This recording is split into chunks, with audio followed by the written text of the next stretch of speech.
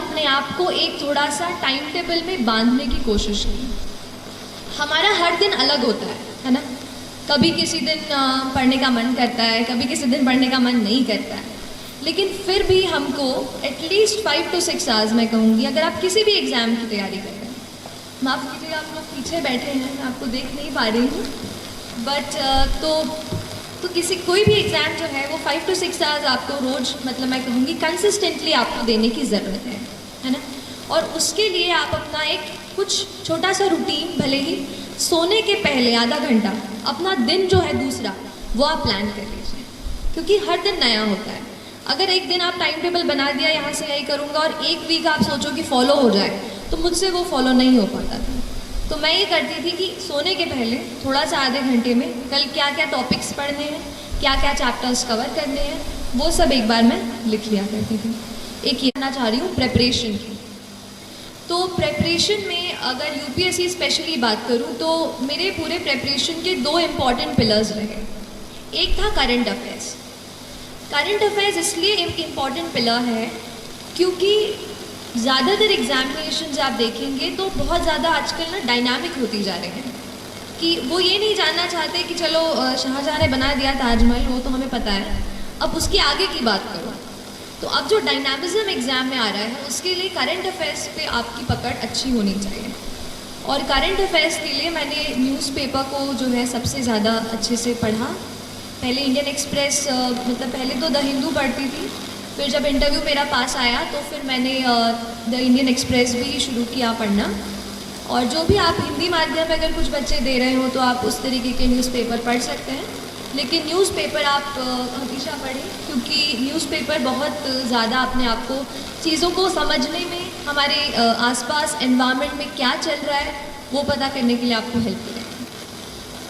Current affairs को मैं इसलिए स्ट्रेस कर रही हूँ क्योंकि मैंने ज़्यादातर अपनी प्रेपरेशन करंट अफेयर्स से खींच के की। जैसे कि एक एग्जाम्पल के लिए देख लीजिए कि कहीं आपने पेपर में पढ़ लिया कि कोई एक एनिमल है जो, मतलब जिससे ना पोचिंग, आप पोचिंग समझते हैं, पोचिंग हो रही है उसकी, and you know poachers are being caught, कि पकड़ लिया गया है जो भी इसके शिकार कर रहे हैं, ठीक है। तो या तो हम ऐसा कर लें कि इसका नोट बना लें कि ये एनिमल है, इसका शिकार हो रहा है और पकड़े गए, खत्म। या तो फिर आप एक काम करें, आप देखें कि वो एनिमल कौन सा है, इंटरनेट पे फटाफट गूगल सर्च किया, पता किया उसका IUCN स्टेटस क्या है। IUCN स्टेटस पूछते हैं ना, क्रिटिकली एंडेंजर्ड है कि क्या है, एंडेंजर्ड है, एक्सटिंक्ट हो गया है, क्या है, वो आपने पहले से सर्च कर लिया।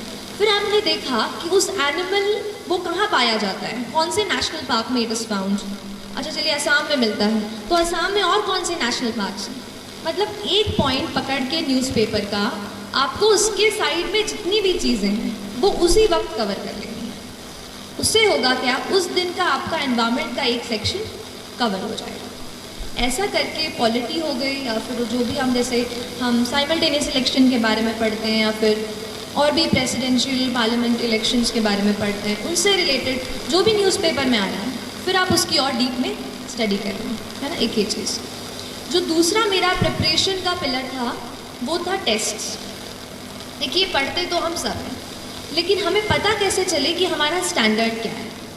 देखिए अगर हम अभी आपसे बात कर रहे हैं तो वहाँ कोई दिल्ली में बच्चा बैठा है जो पॉलिटी की लक्ष्मीकांत खोल करके दूसरा पेज पूरा रट रहा होगा, बात सही है।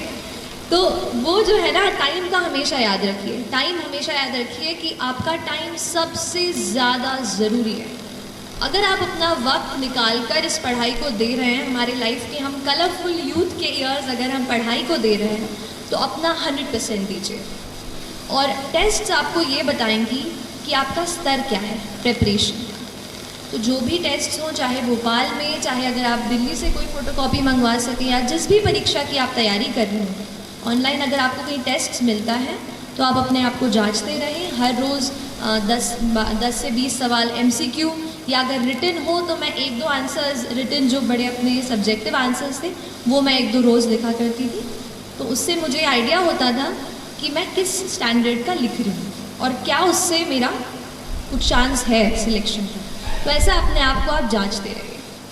तो हमने 2 पीस कवर कर लिए है ना। पहला पी कौन सा था?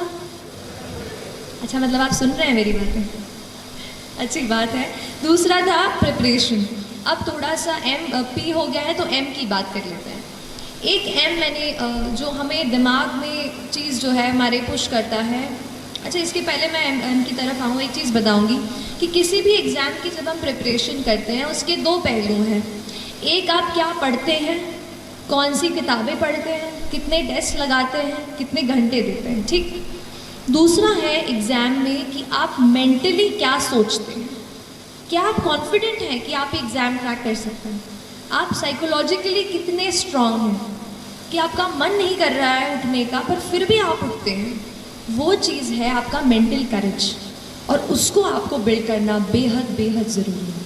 मैं कहूँगी 60% ये मेंटल करेज है और ये 40% जो पढ़ाई है। तो उस मेंटल करेज को बिल्ड करने के लिए 2 एम हैं। एक है माइंडसेट, कैसा आप अपने दिमाग को ट्रेन करते हैं। देखिए, एक बात होती है, जैसे आप खड़े हैं वहाँ पर, चलिए आपको नहीं कह रही, जैसे हम कभी पढ़ते हैं तो हमें लगता है कि आज मैं बहुत थक गई हूँ, आज बिल्कुल पढ़ने का मन नहीं है, अब तो पढ़ ही नहीं पाऊँगी। तो ये क्या है, आपका दिमाग आपको बोल रहा है कि आप नहीं कर सकते, आप नहीं कर सकते। हम अपने दिमाग से कई बार कंट्रोल हो जाते हैं। हमें करना यह है कि हमें अपने दिमाग को कंट्रोल करना है। हमें उसको बताना है कि नहीं, आज अगर मैंने सोचा है कि मुझे ये चैप्टर कंप्लीट करना है तो मैं करके रहूँ। तो आपको अपने दिमाग को कंट्रोल करना होगा, ठीक है। जब तक हम अपने माइंड को, अपने हार्ट को नहीं एक जगह फोकस कर पाएंगे, तब तक हम अच्छे से फोकस नहीं कर पाएंगे। तो ये चीज़ आप अपने आप को ज़रूर बताते रहिए। और जो दूसरा एम की मैं बात करती हूँ वो है मोटिवेशन। तो कई बार ऐसा पूछते थे, मैं भी जब पढ़ रही थी तो इंटरनेट पे ऐसे यूट्यूब पे सर्च करती थी हाउ टू स्टे मोटिवेटेड। तो लेकिन वो चीज़ मुझे बाद में समझ आई कि बाहर का कोई इंसान मुझे नहीं बता सकता कि how will I stay motivated. तो फिर थोड़ा अंदर मुझे झांकना पड़ा और तब मुझे समझ आया कि मैं कैसे मोटिवेट हूँ। तो फिर जब आपको मन करे ना कि आज तो हो गया, आज बहुत पढ़ाई कर ली, तब अपने आप से पूछो कि ऐसा क्या है जिसने मुझे पुश किया कि मैं ये करियर चुनूँ। ऐसा क्यों है कि मैं एसएसबी के एग्ज़ाम के लिए बैठ रही हूँ या बैठ रहा हूँ। Why is it. अगर आपका वाई तगड़ा है ना तो आप पूरी जर्नी से अच्छे से निकल जाओगे। इसलिए अपने वाई को, why do you want to join the civil service, why do you want to clear this exam, that is very very important.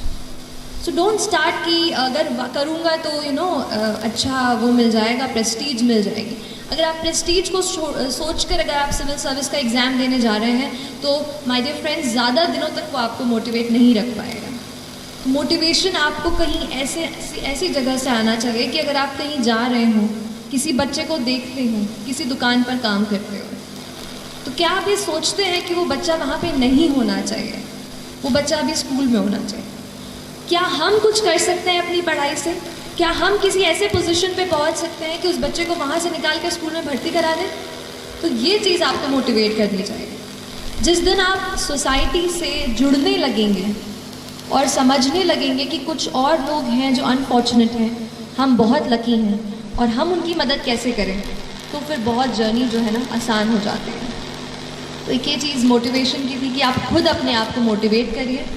मैं लकी रही कि मैं मम्मी पापा के साथ रहकर, घर में रहकर पढ़ाई की मैंने। तो जब भी कभी बोर होती थी, मम्मी से बातचीत कर लेती थी किसी टॉपिक के बारे में। आप भी अपने मम्मा से, पापा से या डियर फ्रेंड, आपके भाई बहन जो भी हों, उनसे इस बात का डिस्कशन करें। और इसके अलावा डी स्ट्रेस भी हों। और एक और बात मैम से बात करते हुए मुझे याद आई कि मुझे ज़रूर आपसे शेयर करनी चाहिए, वो है हमारा न्यूट्रिशन और हमारा पूरा जो न्यूट्रिशन हम लेते हैं। देखिए, हमारा दिमाग, आपने पढ़ा होगा ना साइंस में, कितना % वाटर होता है? Our brain is what %? How much % is it water? 70%, yes. So close to 70% of our brain is just water. और अगर हम पानी ही नहीं पियोगे तो कैसे पढ़ाई होगी? इसलिए हमेशा आपको हाइड्रेटेड रहना है। पढ़ाई के बाद जूस, अच्छा चाय कॉफ़ी नहीं, हाँ, जूस एंड अच्छा पानी, या तो जूस पियो तो पानी, प्लीज़ हाइड्रेटेड रखिए अपने आप को, अपने टेबल पे हमेशा ये चीज़ रखिए। और दूसरी चीज़ है न्यूट्रिशियस फूड। तो मैम तो बिल्कुल मम्मा जैसे रखती हैं आपको, तो आप बिल्कुल न्यूट्रिशियस फूड लेते रहिए जहाँ भी आप रहते हैं। प्लीज़, आप अगर हॉस्टल में रहते हो तो प्लीज़ अपने आप को कभी भी वो मत कीजिए, क्योंकि हमारी बॉडी जब स्ट्रांग होगी ना तभी अपन अच्छे से हेल्दी होकर पढ़ पाएंगे।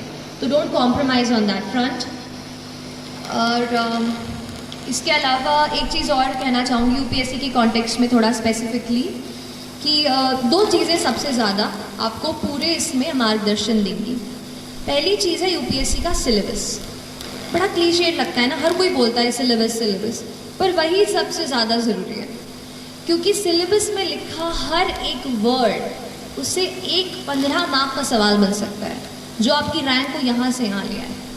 तो आपको हर जो वर्ड यूपीएससी सिलेबस में या जिस भी एग्ज़ाम की आप तैयारी कर रहे हैं वो लिखा है, आपको हर इसके अलग से, मतलब मैंने ये कोशिश की कि जो भी नोट्स मैं बना रही हूँ मैं खुद बनाऊँ, और जो भी रिसोर्सेज से, भले ही ऑनलाइन रिसोर्सेज से हो या स्टैंडर्ड बुक से हो, उनसे मैं पढ़ूँ और खुद अपने हाथ से नोट्स बनाऊँ। जब मैं लिख लेती थी अपने हाथ से तो मुझे वो प्रोसेस करते हैं ना, इन्फॉर्मेशन अच्छे से प्रोसेस हो जाती है। तो हर एक का अपना अपना तरीका होता है। आप अपना तरीका पहचानिए कि आपको कैसे वो चीज़ समझ में आ रही है ना। और इसके अलावा मेरे ख्याल से मैंने, हाँ, जो दूसरी चीज़ मैं कह रही थी, यूपीएससी के प्रीवियस ईयर के पेपर्स, वो भी बहुत ज़्यादा ज़रूरी है। कोई भी आप सॉल्व कर रहे हो, पहले तो आप 5-7 साल के अपने प्रिंट करा के अपने पास रख लो कि ये पेपर्स हैं, ये क्वेश्चंस हैं, चाहे प्रीलिम्स का हो चाहे मेंस का हो। हर बार उसको देख लो हर दिन और समझो कि किस स्टैंडर्ड के क्वेश्चंस आपसे पूछे जा रहे हैं, है ना। तो ये दो चीज़ें आपके अल्टीमेट मार्गदर्शक हैं। बाकी तो आप अपनी, मतलब ये है ना कि मैं जो आज बोल रही हूँ ना आपके सामने खड़े होके, ये कुछ चीज़ें मैंने किसी से सुनी है, कहीं पढ़ी है, कहीं यूट्यूब पे कोई टॉपर का वीडियो देखा और शायद वहाँ से सीखी हूँ। तो ये कोई मेरी, मतलब मैंने ऐसे बिल्कुल, है ना, अलग कुछ ऐसा मैं बता पाऊँ ऐसा नहीं है। जो भी प्रिपरेशन मैंने की उस पर ही बता रही हूँ कि हम सीखते हैं, इसलिए आप खुद अपनी स्ट्रैटेजी, आप अपने आप को पहचान कर अपनी स्ट्रैटेजी खुद बनाएं। मुझसे एडवाइस लीजिए, लेकिन आप वही कीजिए जो आपको लगता है कि आपके स्ट्रेंथ और आपके वीकनेस के हिसाब से काम आएगा, है ना। यहाँ पे एक चीज़ मेरे दिमाग में आ रही है, वो है प्लानिंग की। प्लानिंग और अपने नोट्स का ऑर्गेनाइजेशन बेहद ज़रूरी है। अगर आप एग्ज़ाम, आपको डेट जैसे पहले आ जाती है, यूपीएससी की डेट 1 साल पहले आ जाती है। जैसे 1 साल पहले जब मैं दे रही थी तब पता चल गया था कि अगले साल 2 जून को पेपर होने वाला है प्रीलिम्स का, ठीक। तो ऐसे डेट आ जाती हैं पहले, तो आप अपने एग्ज़ाम के डेट के हिसाब से अच्छे तरीके से पूरी चीज़ों को आपको प्लान करिए।